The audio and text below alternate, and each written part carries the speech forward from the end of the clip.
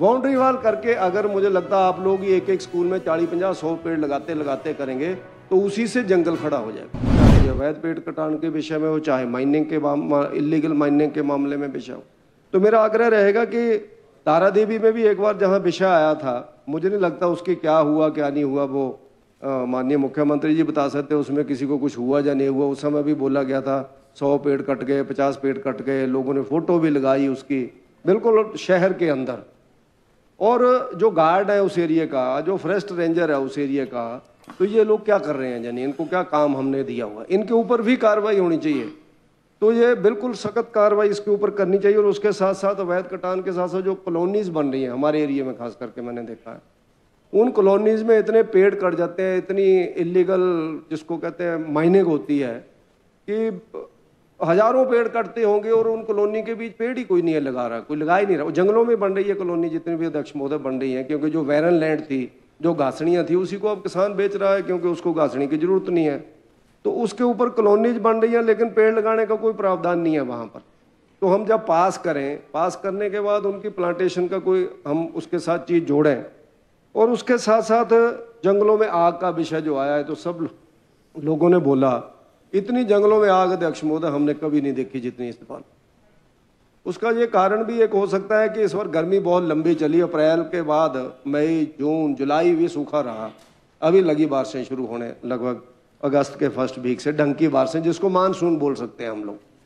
तो उस जंगल में आग लगती है तो हम लोगों ने किसको अरेस्ट किया? मान लो मेरे घर के पास से आग गई, उसके बाद उसने पूरा जंगल 200 कनाल का जला दिया, तो मैं ही दोषी हूं उसका, और कौन है?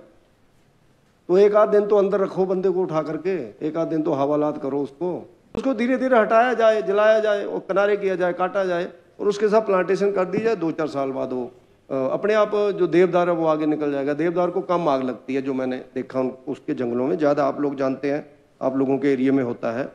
और उसके साथ साथ जो मैंने तो यहाँ तक देखा अध्यक्ष महोदय, जो मुख्यमंत्रियों ने वन महोत्सव किया है वहाँ भी कोई पेड़ नहीं है, वहाँ पेड़ ही नहीं है। जब मुख्यमंत्री जी गए तो वहाँ यानी इतने गैर जिम्मेवार फॉरेस्ट डिपार्टमेंट के लोग हैं कि उनके जैसे वर्मा जी ने बताया कि मई जून में पेड़ जल जाते हैं क्योंकि पानी कोई नहीं डालता है।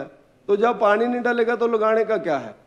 तो उसके कारण उस कम से कम हम मुख्यमंत्री जो का मान सम्मान तो रखें कि मुख्यमंत्री ने, किसी फॉरेस्ट मिनिस्टर ने पेड़ लगाए हैं तो कम से कम वो तो बचें।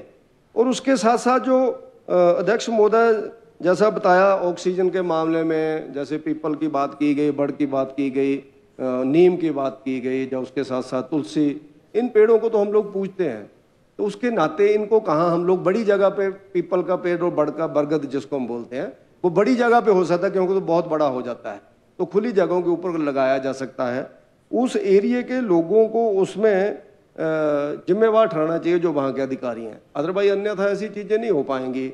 और उसके साथ साथ मेरा ऐसा मानना है, जो मैंने शिक्षा मंत्री जी की ओर इशारा किया था, मुझे लगता है इनको अपने स्कूल कितने हैं, ITIs भी जैसे धर्माणी जी के पास है, technical education, engineering college, polytechnic college, ITIs, इनकी ज़मीनों का पूरा ब्यौरा लें, इनके पास ज़मीन कितनी है।